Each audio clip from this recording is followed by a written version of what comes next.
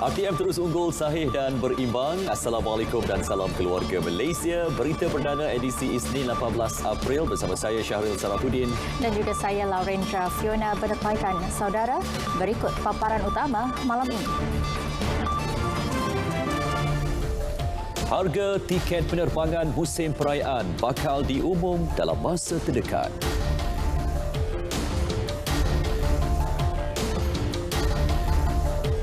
Kes basikal lajak Sam Keting dibebaskan dengan jaminan sementara tunggu rayuan.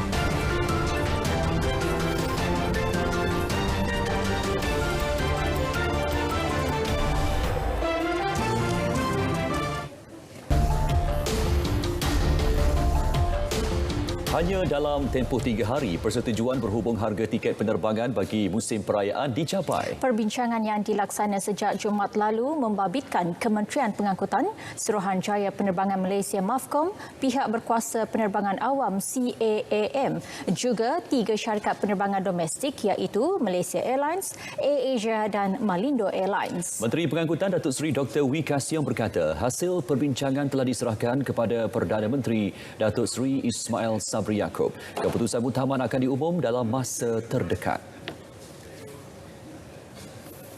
Kita dah faham bahawa trend ini bukan saja berlaku di Malaysia, banyak. Tapi dalam keadaan Malaysia ini, kita lihat hubungan antara Sabah Sarawak dengan Semenanjung itu satu perkara yang sangat penting.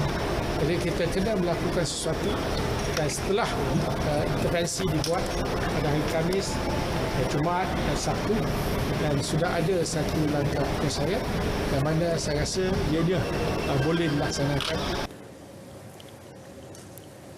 Harga tiket sebelum ini dilapor terlalu mahal, mencecah lebih RM1,000 seorang bagi penerbangan sehala dari Kuala Lumpur ke Sabah dan Sarawak.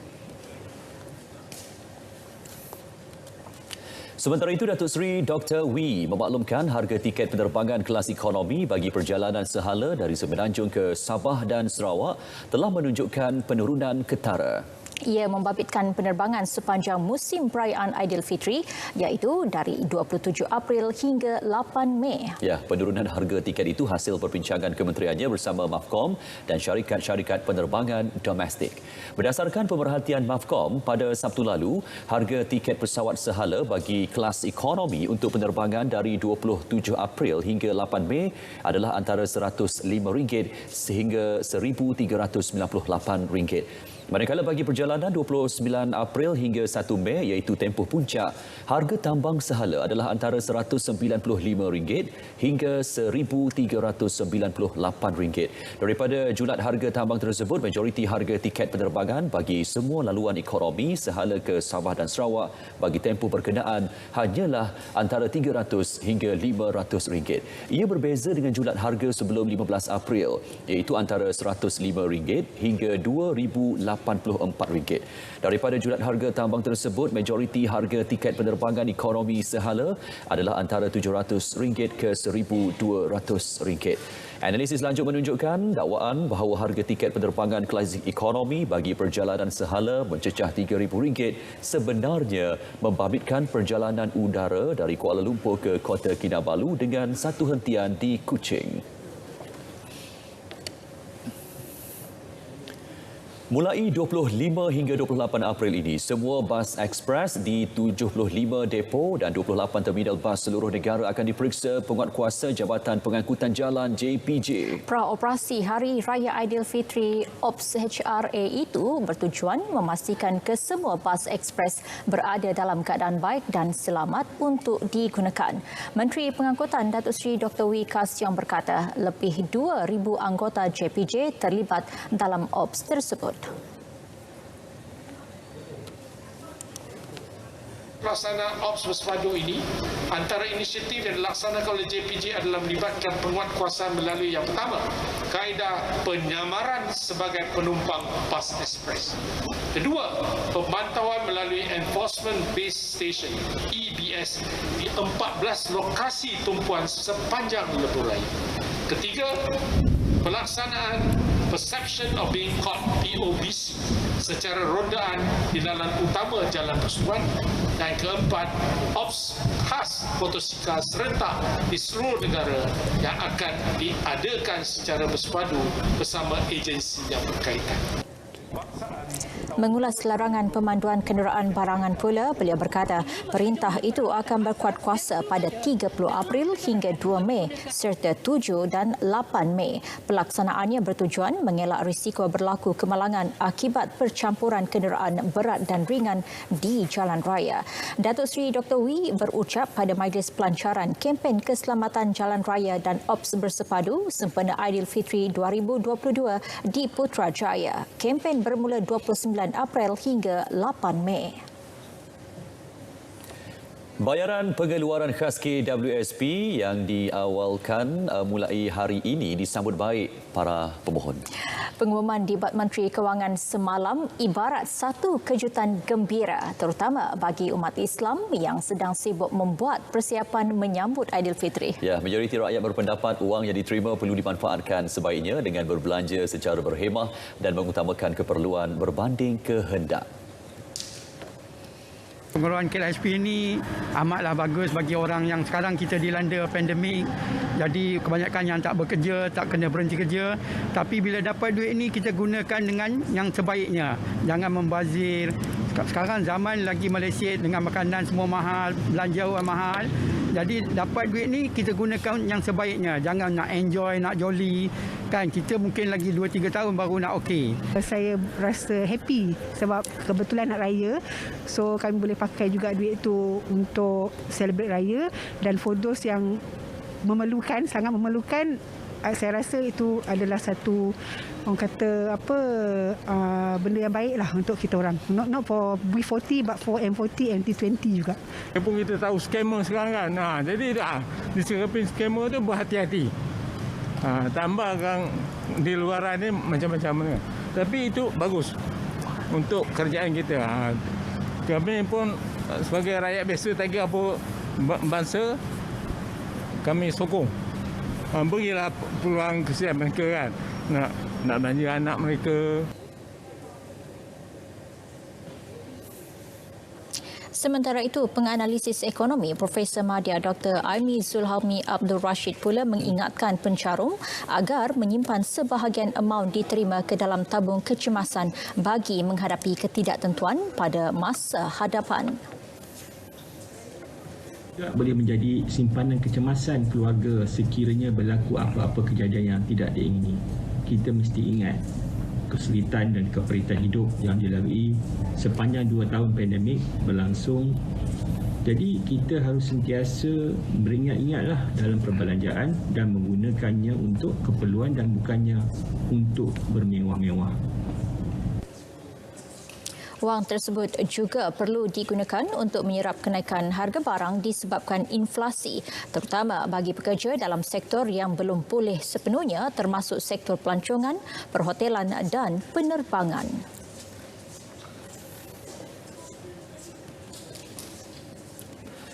Mahkamah Rayuan Putrajaya membenarkan permohonan Sam Keting untuk menangguhkan pelaksanaan hukuman penjara dan denda yang dikenakan Mahkamah Tinggi terhadapnya selepas didapati bersalah memandu secara melulu hingga mengakibatkan kematian 8 remaja berbasikal lajak 5 tahun lalu. Kerani berusia 27 tahun itu dibebaskan dengan jaminan RM10,000 oleh seorang penjamin sementara rayuannya ke atas keputusan Mahkamah Tinggi didengar. Kesepakatan itu dibuat panel 3 hakim diketuai Datuk P. Ravindran bersama Datuk Lee Heng Cheong dan Datuk Muhammad Nazlan Muhammad Ghazali. Rabu lalu, Mahkamah Tinggi Johor Bahru menjatuhkan hukuman penjara 6 tahun dan denda RM6,000 terhadap Keting atas kesalahan berkenaan berkuat kuasa serta-merta. Hakim Datuk Abu Bakar Kata turut memerintahkan wanita itu dipenjara 6 bulan jika gagal membayar denda selain hilang kelayakan lesen memandu selama 3 tahun sebaik menjalani tempoh pemenjaraan.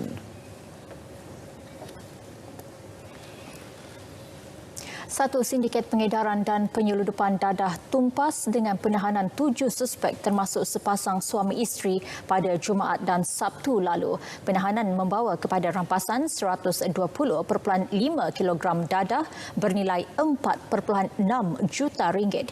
Menurut Pengarah Jabatan Siasatan Jenayah Narkotik Bukit Aman, Datuk Ayub Han Maidin Piche, kesemua suspek ditahan dalam 6 serbuan berasingan di sekitar Kota Baru, Rantau Panjang dan Pengkalan Kubur. Dadah yang dirampas membabitkan 101.5 kilogram syabu, 19 kilogram pil kuda dan 4 liter ubat batuk dipercayai untuk pengedaran bagi pasaran tempatan.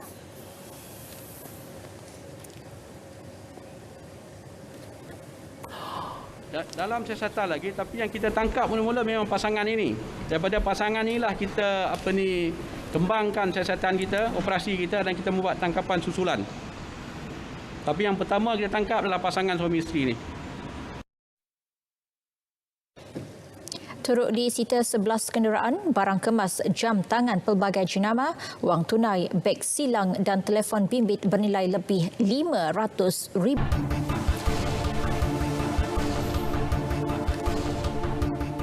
Baik, setakat ini lebih 200 juta ringgit berjaya diagihkan menerusi skim pembiayaan informal dan mikro SPIM di bawah tabung ekonomi Kumpulan Usaha Niaga Tekun Nasional. Ia memanfaatkan 31,000 usahawan informal seluruh negara. Melalui ia, peniaga layak menerima pembiayaan maksimum sehingga RM10,000 tanpa caj keuntungan selain moratorium 12 bulan.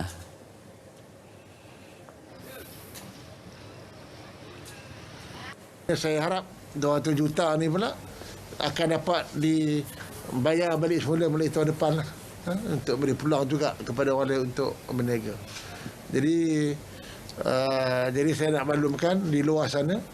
Jadi buat masa ini yang untuk 200 juta tu telah pun selesai. Beliau menyempurnakan majlis penyerahan bantuan banjir usahawan keluarga Malaysia Negeri Kelantan di Kota Baru. Seramai 1,677 usahawan Amanah Ikhtiar Malaysia AIM dan Tekun Nasional bagi wilayah Kelantan yang terkesan ekoran banjir menerima bantuan geran bantuan banjir keluarga Malaysia BBKM. Kerajaan memperuntukkan RM50 juta bagi membantu usahawan mikro yang terjejas perniagaan akibat banjir besar Disember tahun lalu.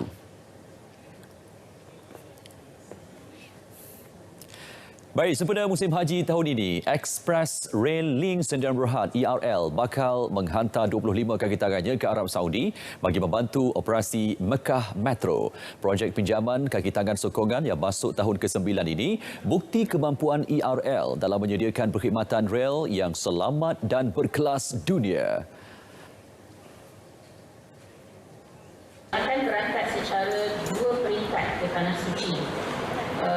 Mekah pada 20 April dan 20 Mei ini, insyaAllah. Seperti yang diketahui semua, setelah lebih 2 tahun dunia dilanda wabak COVID-19, Kerajaan Saudi Arab Saudi kini membenarkan sejuta jemaah. Mekah Metro membabitkan laluan rel sepanjang 18 km yang menghubungkan Arafah, Muzdalifah dan Mina. Kementerian Pengangkutan optimis Pusat Kecemerlangan Rel Kebangsaan NRCOE bakal diluluskan Kabinet dalam tempoh 2 bulan akan datang. NRCOE bukan sahaja bakal menjadi pembangkit utama pembangunan bakat baharu dalam industri kereta api dan pengangkutan rel di Asia Tenggara, malah menyediakan persijilan yang diiktiraf untuk sektor berkenaan.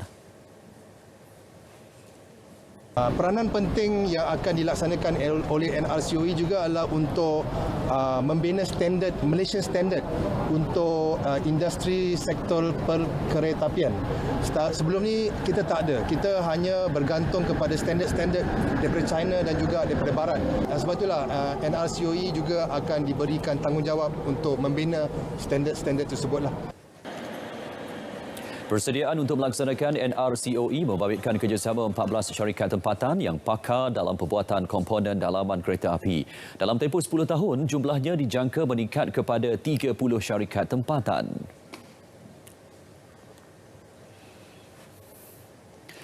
Co-op Bank pertama CBP menyasarkan keuntungan antara 100 hingga 150 juta ringgit tahun ini. Sasaran dibuat mengambil kira prestasi positif CBP pada suku pertama 2022 yang mencatat keuntungan hingga 10% berbanding tempoh yang sama tahun sebelumnya.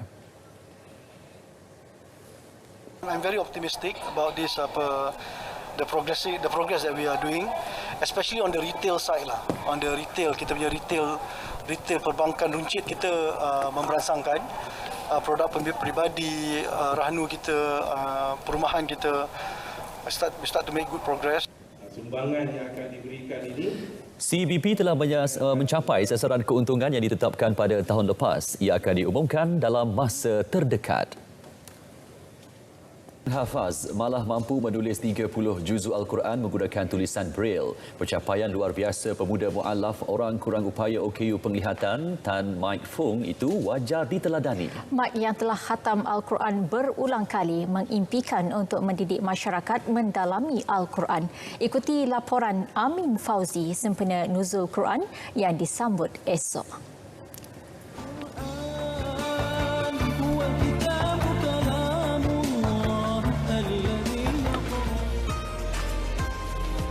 Menjadi pendidik merupakan impian Mike kerana baginya ilmu dan kemahiran yang ada wajar dikongsi dengan masyarakat, tidak kira golongan OKU sepertinya mahupun yang sempurna sifat. Ya Bani Israel, اذكروا نعمتي التي أنعمت عليكم وأوفوا بعهدي أوفي بعهدكم وإياي فارهبون. Saya punya impian ialah saya nak memartabatkan masyarakat dalam kita perbaiki bacaan Quran tu. Saya kata rugilah kalau kita ni dah ngaji kat satu tempat tapi tak gunakan ilmu tu dengan di apply di dalam masyarakat. So kita gunakanlah. Hasil usahanya, Mike sudah memulakan sesi pengajaran secara dalam talian sejak perintah kawalan pergerakan PKP lalu. Dan sambutan yang diterima amat menggalakkan. So dengan perjalanan saya buat kelas online ni dan insya-Allah saya akan buat kelas offline pada masa-masa yang akan datang, boleh dapat membantu kita semua untuk terus memartabatkan ayat Allah Taala ni sehinggalah ke akhir hayat kita lah. Abang kata buat semampu saya yang mungkin supaya kita boleh jaga Quran dan Allah pun boleh jaga kita lah. Itu je cerita saya. Walaupun berbeza agama, ibunya menjadi tulang belakang dan menyokong penuh impian pemuda ini. Malah sanggup berulang-alik menghantar Mike ke masjid atau Darul Quran di Q, Jabatan Kemajuan Islam Malaysia JAKIM, bagi mendalami kalam Allah. Sehinggalah Mike berjaya menamatkan pengajian dalam Diploma Tahfiz Al-Quran dan Al-Qiraat dari DQ. Keluarga dia ialah keluarga mak ayah tapi berlainan agama, tapi dia mampu untuk membaca Al-Quran dan mengulang Al-Quran dan menghafaz dan sehingga dia akhirnya khatam Al-Quran. Saya ingat dalam tempoh sebulan yang lepas. Itu kita rasa sangat macam soalan macam itulah kata kita itulah barakahnya Al-Quran dan mukjizat Al-Quran.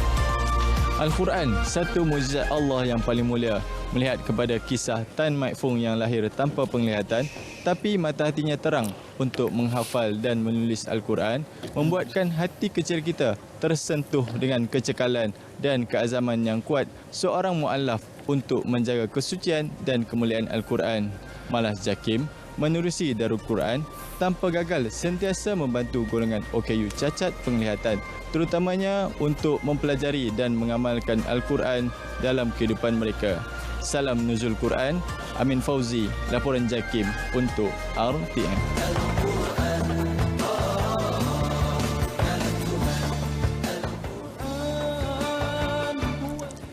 Berpuasa ketika melaksana tugas mencabar seperti menyelamatkan nyawa manusia bukan satu yang mudah. Namun, bagi petugas kesihatan, situasi itu merupakan perkara biasa. Tanggungjawab mengendalikan kes-kes kecemasan dan kritikal termasuk berkaitan COVID-19 perlu diutamakan tanpa mengira masa. Mohan Cinasamih berkongsi kisah pengorbanan pasukan kesihatan di Hospital Sungai Buloh pada bulan Ramadan ini.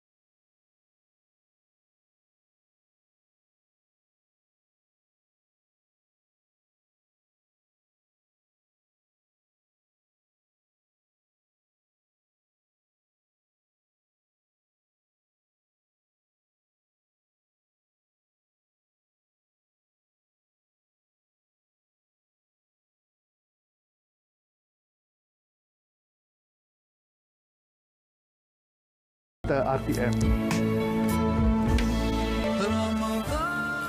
Lembaga Tabung Haji TH membuka permohonan rayuan untuk mengerjakan ibadah haji melalui aplikasi Tijari mulai esok hingga 18 Mei 2022. Umat Islam diminta memanfaatkan kemudahan secara dalam talian itu dan tidak perlu menghantar surat secara fizikal. Ya.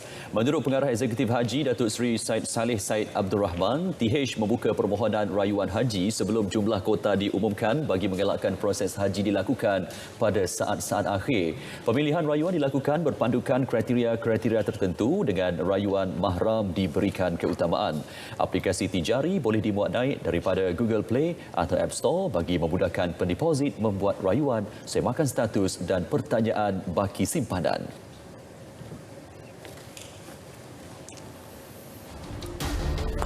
Baik, berita perdana malam ini kita akan teruskan dengan perkembangan sukan. Terus bersama aktor Haji Amza. Silakan.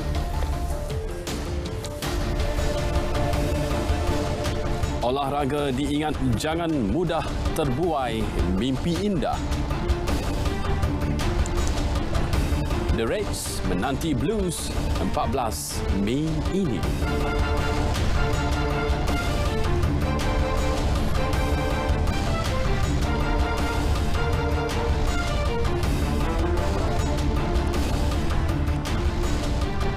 Assalamualaikum, terima kasih Syahrin dan juga Fiona. Kem Olahraga Negara diingatkan agar tidak terlalu selesa dengan pencapaian cemerlang di Lakar pada kejohanan trek dan padang Singapura minggu lepas. Menurut Ketua Jurulatih Olahraga Kebangsaan Muhammad Mansyahar Abdul Jalil, pencapaian pada kejohanan tersebut bukan kayu pengukur tepat untuk meramalkan kejayaan mereka sewaktu Sukan Si Hanoi bulan depan. Biarpun berpuas hati dengan pencapaian anak buahnya, Muhammad Mansyahar tetap mengingatkan mereka agar tidak mendabik dada dengan kejayaan tersebut, memandangkan dua kuasa besar olahraga di peringkat Asia Tenggara iaitu Thailand dan Vietnam tidak menyertai kejohanan di Singapura.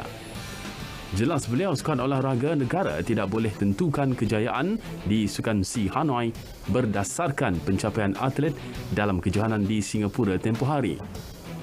Malaysia mengakhiri saingan di kejohanan itu dengan membawa pulang 8 emas, 2 perak dan 2 gangsa.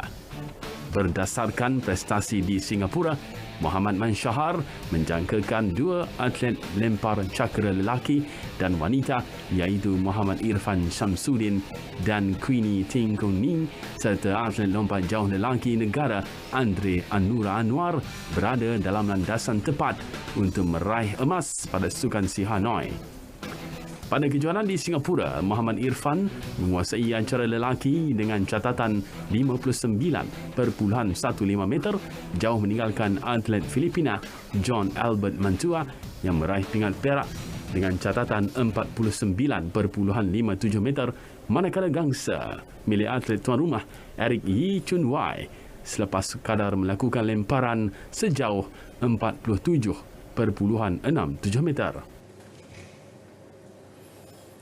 Masih berkaitan Sukan Si Hanoi, Ketua Jurulatih Berbasikal Lebuh Raya Negara Dato' Ng Jungan akui sasaran disandarkan kepada pasukannya pada Tamasya Dwi tahunan itu dianggap realistik. Beliau ditugaskan membantu pasukan membawa pulang 3 pingat termasuk 1 emas pada Tamasya Dwi tahunan ini.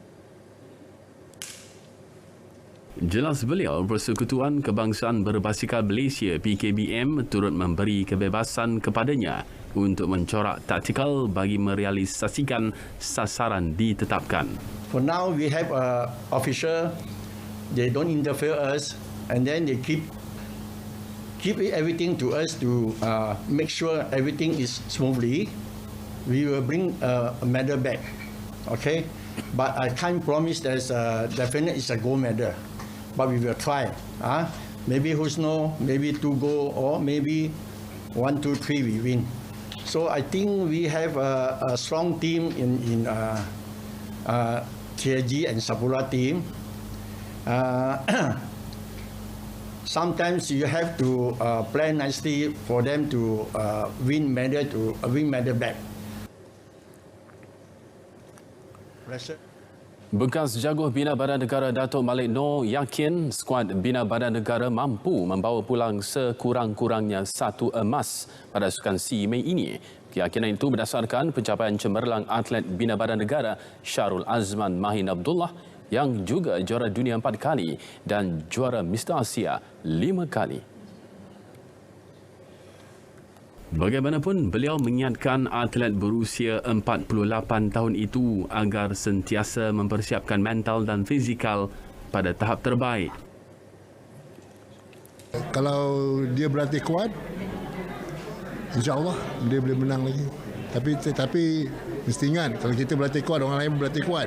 Jadi kita jangan put overconfident. Never be dalam Bina Badan, jangan be overconfident. Pasal banyak lagi bakat-bakat baru sekarang, banyak di dunia sekarang. Banyak bakat-bakat baru, banyak tak tahu pergi SEA Games tu besok orang yang lebih baik daripada kita ni. Malaysia bakal menghantar 10 atlet angkat berat terdiri daripada 8 lelaki dan 2 wanita ke Sukan SEA Vietnam. Ini merupakan kemunculan semula Sukan Bina Badan dalam tamasya Dwi tahunan itu selepas kali terakhir dipertandingkan pada edisi 2013 di Myanmar. Perkembangan aksi Liga Super, Kedah Darul Aman KDA FC mempamerkan kebangkitan untuk melakar kemenangan 2-1 menewaskan Penang FC dalam perlawanan yang berlangsung di Stadium Bandaraya semalam. Bagi pengendali KDA FC, Aidil Syahrin Sahak, pasukannya telah menunjukkan komitmen tinggi walaupun ketinggalan 0-1 pada awal babak pertama. Dalam perlawanan tersebut, 2 gol KDA FC dijaringkan oleh Wanja Ronald Ngah pada minit ke-62 dan minit ke-65. Manakala gol tunggal tuan rumah diperoleh menerusi Hilal Al-Hilwi Bassam sewaktu minit ke-16. Dalam pada itu, jurulatih Penang FC Thomas Tuchel mengakui nasib tidak menyebelahi pasukannya walaupun telah mendominasi pada awal permainan. Jelas beliau ketiadaan pemain utama akibat kecederaan antara faktor menyebabkan pasukan tuan rumah kecundang di laman sendiri. Sementara itu, dalam saingan Liga Premier, menyaksikan kelab Johor Darul Takzim 2 JDT 2 mengukuhkan kedudukannya selepas menewaskan Kuching City FC 3-1 di Stadium Majlis Bandaraya Pasir Gudang. Hujan renyai sepanjang perlawanan tidak menghalang JDT 2 menghadiahkan gol buat skuad kendalian Mariano Raul Echeverria. Gol pertama tuan rumah disempurnakan Fernando Rodriguez pada minit ke-18 di hadapan 163 penyokong sebelum Adan Nur Azlin menjadikan kedudukan 2-0 pada minit ke-54. Pasukan pelawat cuba untuk mengejar kedudukan namun hanya mampu mendapatkan 1 gol menerusi Muhammad Alif Hassan pada minit ke-61. 6 minit kemudian, Musa Sidibe melengkapkan 3 jaringan JDT 2 dan keputusan 3-1 kekal hingga whistle penamat ditiupkan.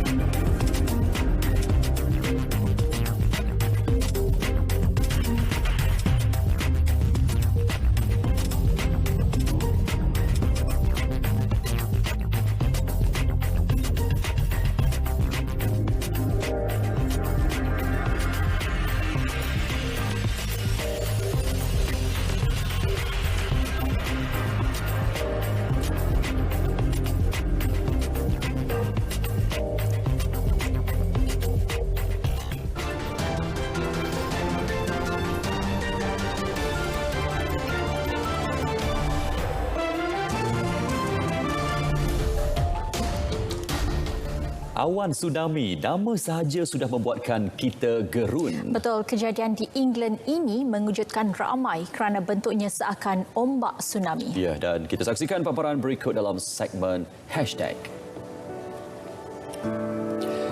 Pembentukan awan ini disedari penduduk sekaligus membuatkan ramai terkejut dan terpukau. Melalui foto dimuat pengguna Facebook Bianca Gugila, ada juga warganet menyifatkannya sebagai sesuatu yang mengagumkan.